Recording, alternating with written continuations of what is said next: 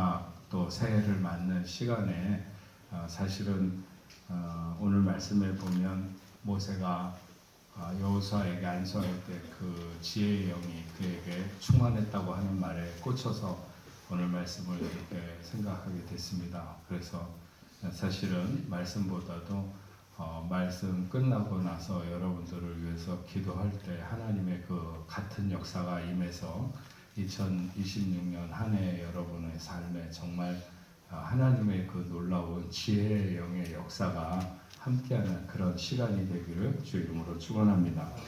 오늘 모세의 어떤 일생이라고 그럴까요? 모세의 삶을 한번 이렇게 추적을 해보면서 오늘 안수하니 지혜의 영이 충만하더라 이런 제목으로 여러분들과 말씀을 잠깐 나누려고 합니다.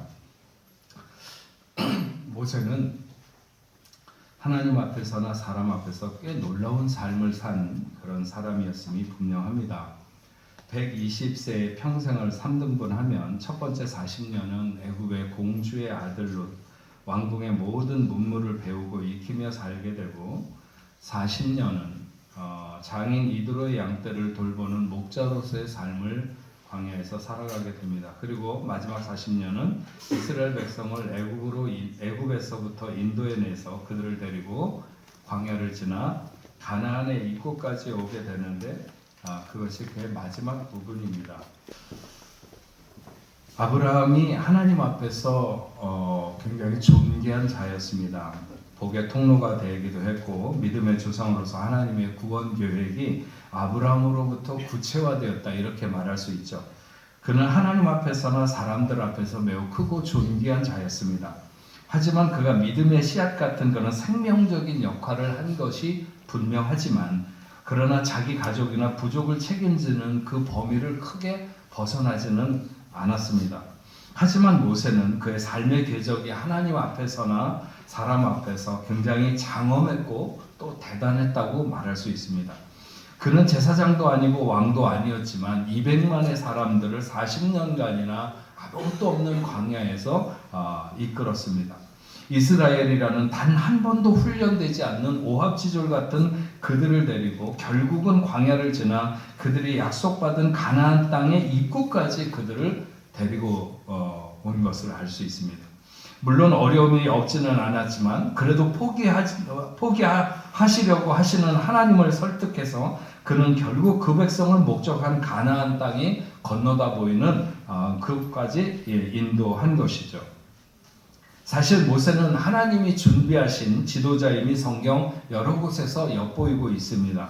하나님이 애굽에 있던 이스라엘 백성들을 데리고 나가시기로 약속하신 시간이 되었을 즈음에 그들은 애굽 사람들의 학대로 매우 고통받는 가운데 있었습니다.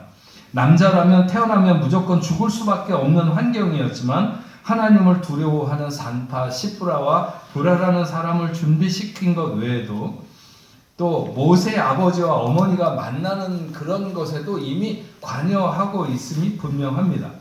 사실 그렇게 타국에서 어찌 보면 노예와 같은 시간들을 보내는 그런 속에서 경건한 레위 집안의 남자와 레위 집안의 여자가 만나서 결혼하는 것도 쉽지 않은 일이지만 성경에 그런 것을 밝히고 있는 것으로 보면 특별히 하나님께서 그들의 만남에도 조정이 있었고 그래서 태어난 모세가 바로의 공주의 아들로 들어가서 길러지는 그런 과정도 우리가 잘 아는 것처럼 매우 놀랍습니다. 어쨌든 모세는 바로의 공주의 아들로 왕궁의 왕자들이 배워야 되는 갖가지의 학문을 연마하면서 폭넓은 식견과 또 통솔력을 익히며 자랐을 것이고 성년이 되어서는 건축 등 여러 가지 업적을 많이 세우며 지냈다. 성경 외부의 어떤 역사적인 서적들도 그런 얘기를 언급합니다.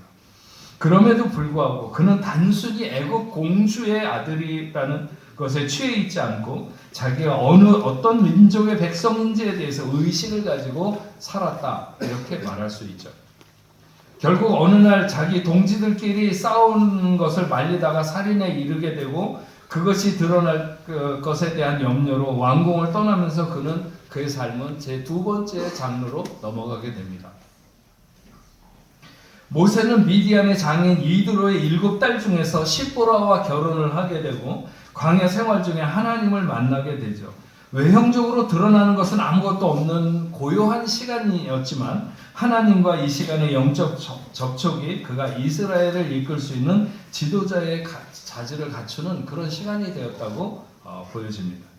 모세가 애굽의 바로의 공주의 아들로 보낸 시간도 그의 인생에 없지는 않는 귀한 시간이었을 것입니다.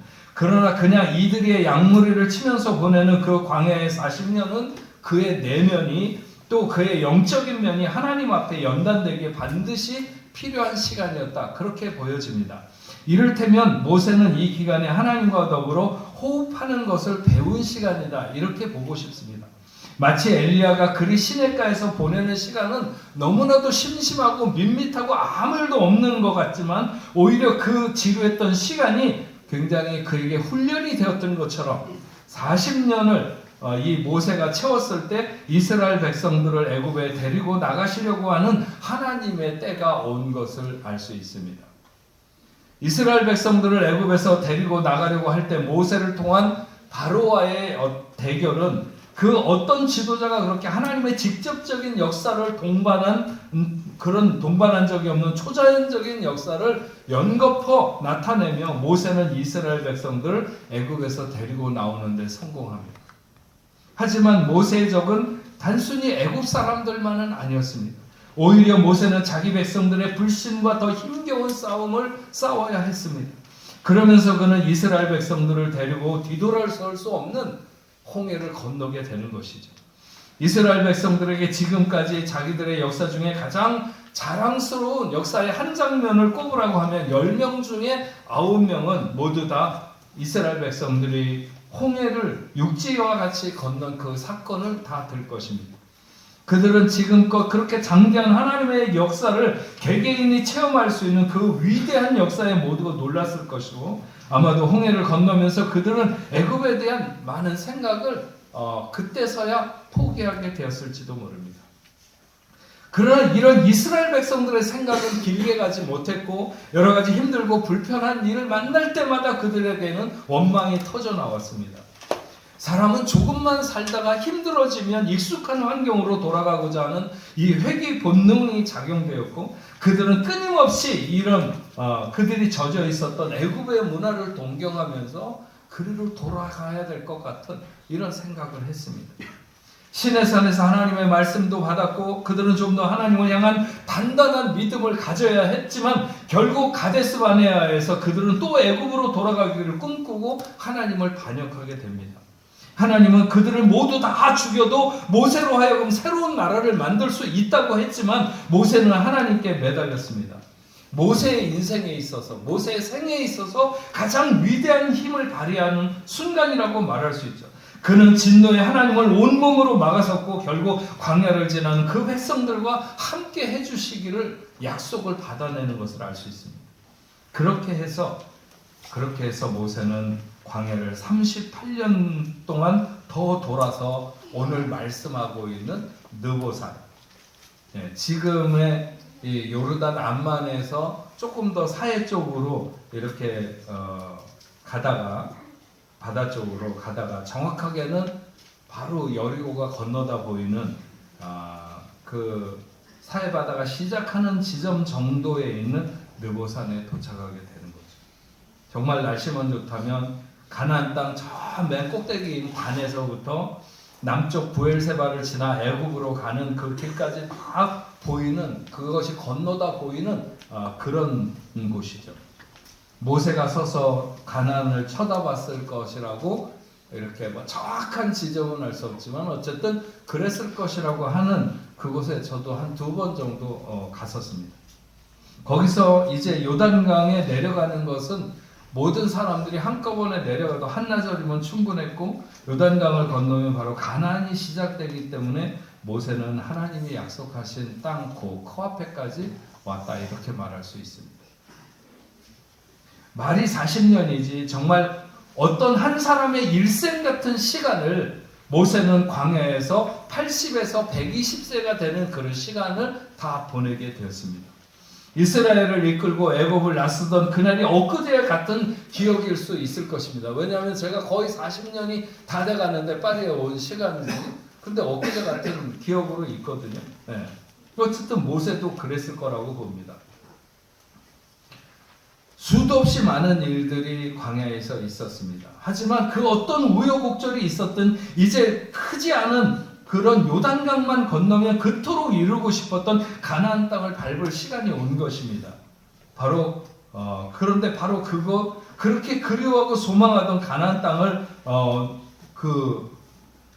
건너가기를 그 눈이 앙망하고 있는데 여호와께서 말씀하셨죠.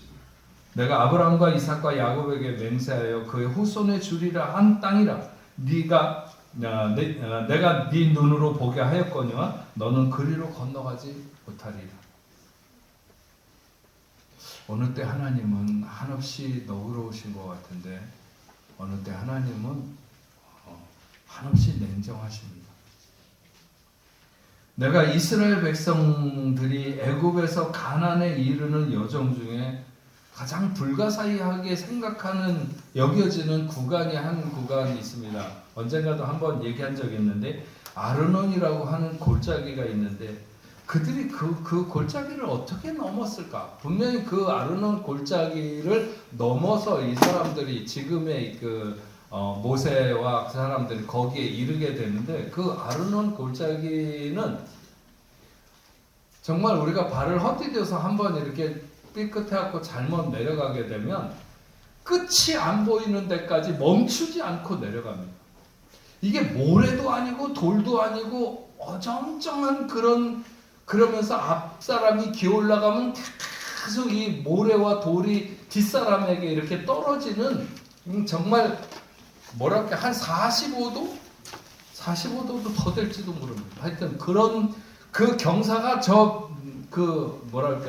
맨 밑에 사람이 서 있으면 보이지 않을 정도로 그렇게 그 골짜기인데 거기를 이스라엘 백성들 다 기어서 올라가가지고 그 다음으로 나갔다고 그러는데 어쨌든 간에 저는 거기에 가서 보고 야 이건 뭐 어떤 작전을 썼는지는 모르겠지만 너무나도 놀라운 일이다 그랬는데 어쨌든 모세도 그 백성을 이끌고 그 골짜기를 넘어서 지금 서 있는 느보산에 이른 것인데 그렇게 애써서 와서 가나안에 이르렀으면 요단강을 건너서 그 땅을 밟아보기라도 하고 눈을 감도록 하면 좋을 텐데 하나님은 모세에게 눈으로 보기는 했지만 건너가지 못하게 하셨습니다. 그럴 수 있는 하나님의 능력 유무는 분명 아닌 듯 싶습니다. 모세가 얼마나 그 땅을 밟아보고 싶어 했겠는가. 그래서 어떤 사람은 밤중에 모세는 몰래 내려가서 요단강을 건너갔다 왔을 것이다 이렇게 말하는 사람도 있지만 저는 그렇게 어거지를 쓰면서 모세가 살았을 거다 그렇게 생각하지는 않습니다. 어쨌든 사명자는 하나님이 가라는 대로 가고 서라는 곳에서 서고 죽으라는 곳에서 죽는 것이 사명자의 삶이라면 모세는 가나안을 다 내려다보면서 가나안에 들어가지 못하고 그의 생이 거기에서 멈추게 됩니다. 모세는 거기서 죽어서 벳부얼 맞은편 모압 땅에 있는 골짜기의 장사가 되었는데 그의 묻힌 곳을 아는 자가 없었다고 하는 것은 하나님께서 그를 감추었다 이렇게 볼 수 있는 거죠. 아무리 위대했어도 죽은 자의 무덤이 신성시되는 것은 애굽의 문화일 수는 있고 이방의 문화일 수는 있지만 하나님은 죽은 자의 하나님이 아니라 산 자의 하나님이시기 때문에 모세의 무덤이 신성시되거나 아니면 누가 또 그것을 파헤치거나 이런 것을 하나님이 원치 않으셔서 아마도 감추셨다 이렇게 그렇게 보입니다.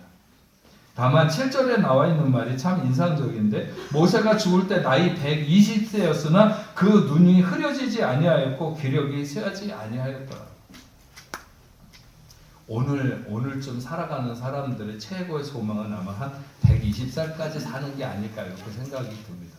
뭐 조금 더 시간이 한 100년쯤 더 지나면 한 150살이 될는지 잘 모르겠지만 아마 지금은 대부분 100살까지 살까? 뭐 이런 생각들을 많이 하고 잘하면 나는 120살까지 살지도 몰라 뭐 이런 생각을 할지 모르겠지만 어쨌든 모세는 3,400~500년 전에 그렇게 살고 죽었을 때 그 눈이 흐려지지 아니하고 기력이 쇠하지 아니하였더라. 죽을 때가 돼서 죽었다기보다는 하나님이 부르셔서 죽었다 이렇게 보는 게 맞을 것 같습니다. 제가 앞으로 남은 시간에 사역을 할 때 눈이 안 좋아지는 것, 제가 왜냐하면 요즘에는 책을 이렇게 읽거나 뭐 이렇게 볼 걸 집중해서 보다 보면 금방 눈이 피곤해서 이렇게 집중을 잘 못할 때가 많이 있어서 사역을 잘 하려면 이게 눈이 문제겠다 이런 생각도 좀 들고요. 또 기력은 팔팔할까 뭐 이런 생각도 합니다. 하지만 무엇보다도 영안이 흐려지지 않아야 된다고 하는 생각을 제일 많이 하고요. 총기를 잃어서는 안 된다. 뭐 지금도 그렇게 총기 있지는 않지만 어쨌든 총기가 더 흐려지면 안 된다. 저 자신에게는 그렇게 생각을 하고 하나님이 좀 지켜주시기를 항상 기도하는 마음으로 이렇게 살아가고 있습니다. 여기 계신 여러분들도 이제 여러분의 2025년은 되돌릴 수 없습니다. 그래도 모세를 120세까지 눈이 흐려지지 않고 기력도 쇠하지 않게 하셨던 것처럼 하나님이 여러분에게 그런 놀라운 축복을 함께 하셔서 2002년보다 2026년이 결코 여러분들에게 흐려지거나 기력이 떨어지거나 이런 일이 없는 그런 한 해가 되시길 주의 이름으로 축원합니다. 네. 죽은 모세를 위하여 30일간 모압 평지에서 애곡했다고 하는 것으로 대서사적인 삶을 살았던 모세의 기록을 마치고 있습니다. 근데 그렇게 끝난 뒤에 보면 짧게 덧붙여지는 기록이 있죠. 9절에 있는 말씀을 보면 모세가 눈의 아들 여호수아에게 안수하였으므로 그에게 지혜의 영이 충만하니 이스라엘 자손이 여호와께서 모세에게 명령하신 대로 여호수아의 말에 순종하였더라 이렇게 기록하고 있습니다. 하나님이 왜 모세를 가나안의 입구에서 못 들어가게 하시고 거기서 눈을 감게 하셨는가? 그것에 대해서 모세에게 유책의 사유가 없는 것은 아닙니다. 민수기 20장에 보면 그가 결국은 그렇게 가나안에 못 들어가게 된 사건에 대해서 기록하고 있습니다. 하나님은 모세에게 반석을 명하여 물을 내라고 했습니다. 이때 모세는 백성들에게 분노해 있었고 그래서 반석을 지팡이로 2번을 내리치게 됩니다. 아마도 화가 나서 내가 당신들의 하나님이냐? 막 이런 어떤 마음의 어떤 분노가 있었는지도 모르겠어요. 그래서 2번을 내리쳤을 때 물은 터져 나왔지만 하나님은 자신의 거룩함을 나타내지 않은 책임을 그에게 물었습니다. 하나님의 일을 맡은 지도자는 거룩을 나타내지 말고 훼손하지 않는 것이 무엇보다 중요하다. 그래서 교회 일 하다가 화내면 그건 끝입니다. 교회 일 하다가 화를 내고 확 이렇게 해버리면 그러면 그게 무슨 일을 하든지 간에 그건 끝이에요. 하나님의 거룩을 나타내지 못하기 때문에 무너지는 경우가 많습니다. 어떤 일이든지 여러분 잘 명심하시고 한 해 여러분들이 또 각자의 자리에서 하나님을 섬기고 이럴 때라도 그런 일이 있을 수 있잖아요. 또 앞에서 약을 올릴 수도 있고 꼭 이렇게 안 하는 사람이 그런 이렇게 물고 들어와고 분노를 유발하는 분노 유발자들이 있거든요. 그래도 화내면 안 됩니다. 하나님의 사람들은 그러면 모세는 바로 그런 거죠. 하나님의 일을 맡은 지도자는 하나님의 거룩을 나타내고 훼손하지 않는 게 무엇보다 중요합니다. 그래서 그 작은 불순종이 하나님의 거룩을 훼손해서 얼룩이 지게 한 것이죠. 그래서 민수기 20장 12절에 이렇게 말씀했습니다. 여호와께서 모세와 아론에게 이르시되 너희가 나를 믿지 아니하고 이스라엘 자손의 목전에서 내 거룩함을 나타내지 아니한 고로 너희는 이 회중을 내가 그들에게 준 땅으로 인도하여 드리지 못하리라 하시니라. 분명히 하나님은 모세 아론에게 책임을 물었고 아론도 모세도 가나안이 멀지 않은 곳에서 그들은 눈을 감게 되었습니다. 그럼에도 하나님이 모세의 그 허물을 용서하고 그렇게 했었던 그 시간에 그 허물을 용서하고 가나안을 밟을 수 있도록 해주실 수도 있지 않을까? 저는 그렇게 생각합니다. 하지만 결정적으로 하나님은 가나안 시대를 새로운 지도자로 하여금 시작하도록 하시는 것을 알 수 있습니다. 다만 모세가 여호수아에게 안수할 때 그에게 지혜의 영이 충만했다고 했고 이스라엘 백성들이 이제 여호수아의 말을 모세의 말처럼 따르며 순종하게 되었다 하는 것이죠. 여러분 오늘 여러분들에게 저는 늘상 그런 생각을 합니다.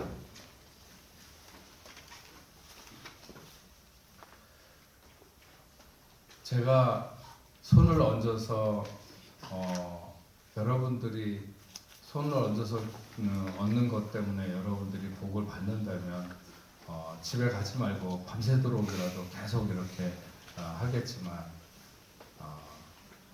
그것이 아니라 그 시간에 하나님께서 여러분들에게 마치 모세의 손이 여호수아에게 얹어지게 될 때 하나님의 지혜가 그에게 임하고 또 그렇게 했는데 모든 이스라엘 백성들이 다 여호수아의 말을 모세의 말처럼 따르기 시작했다고 하는 것을 우리가 잘 생각하면 좋을 것 같습니다. 그렇게 두렵고 떨리고 제가 우리 교회에 왔던 그 목사님 중에서 교회도 교인들도 꽤 몇천 명 모이는 교회인데 키가 굉장히 조그만 목사님이신데 어느 날 주일 예배를 끝나고 이제 차를 타고 이렇게 막 나가려고 그러는데 장로님이 이렇게 뛰어오더니 그래서 창문을 내리니까 오늘 자기가 일본으로 출장을 갔다 온다고 그렇게 얘기를 하더라는 거예요. 그래서 이 목사님이 차에 앉아 있다가 그 이제 교회 앞에 보면 이렇게 옆에 이렇게 길이 있어갖고 나가는데 이제 큰 대로변이거든요. 사람들도 굉장히 많이 지나다니는데 차가 막 이렇게 도로로 나가려고 하는데 장로님 뛰어서 얘기를 하니까 그럼 기도하자고. 그러니까 이제 장로님이 그 차 옆에 문 옆에서 거기에 무릎을 꿇고 앉은 거예요. 그게 이분은 키는 굉장히 조그마니까 앉은 의자에 그 운전대에 앉은 상태에서 창문 밖으로 손만 내놓고 이렇게 이제 기도를 하는 거죠. 사람들 다 지나가는데 그 장로님이 거기에 그렇게 이제 무릎을 꿇고 기도를 받은 거예요. 근데 그 장로님도 엄청 그 하나님의 복을 많이 누리고 또 신실하고 굉장히 하여튼 제가 잘 아는 분이고 또 그 교회 많은 그런 성도들이 그렇게 사모하면서 또 우리 교회 한동안 왔던 아주 굉장히 멋쟁이 권사님이 있습니다. 나이 80에도 한 17cm 정도 되는 이렇게 구두를 신고 다니고 옛날에 미스 코리아도 했었던 그런 분이십니다. 그분도 홍콩의 홍콩 그 공항에서 그렇게 사람들이 많은 데서 어느 목사님이 기도하겠다고 그러니까 바로 무릎을 꿇고 앉았다는 거예요. 그래서 기도를 받고 그러셨다고. 새해를 시작하는 여러분들에게 저는 오늘 이 말씀 모세가 여호수아에게 기도를 할 때 지혜의 영이 함께 했고 뿐만 아니라 모든 이스라엘 백성들이 여호수아를 따르는데 모세에게 순종했던 것처럼 그렇게 그의 말을 들었다고 하는 이런 것을 생각을 하면서 오늘 여러분들에게 저는 제가 안수할 때 한 해를 잘 살아낼 수 있는 하나님의 지혜의 영이 세상을 이길 수 있는 승리의 영이 하나님의 말씀의 영이 여러분들에게 부어주는 놀라운 역사가 있기를 바랍니다. 하나님은 이제 광야에서 가나안으로 그 판을 바꾸시는 시간입니다. 광야가 하나님을 배우는 시간이라면 가나안은 하나님을 누리는 시간입니다. 그러나 가나안은 광야보다 훨씬 더 성숙을 요구합니다. 광야는 모든 것을 어렵지만 그 환경이 굉장히 힘들고 어렵지만 먹을 것서부터 입을 것 모든 것을 하나님이 다 책임져 주셨어요. 그런데 가나안은 이제 자신이 농사를 지어야 되고 자신이 수확을 해야 되고 그래서 마치 이제는 어린아이에서 성년이 된 것 같은 그런 삶을 살아야 되는 곳이 가나안입니다. 광야가 어린아이의 성장기를 보내는 곳이었다면 이제 가나안은 성인으로서의 모습을 나타내야 하는 것이죠. 2026년이 여러분들에게 그런 해가 되기를 바랍니다.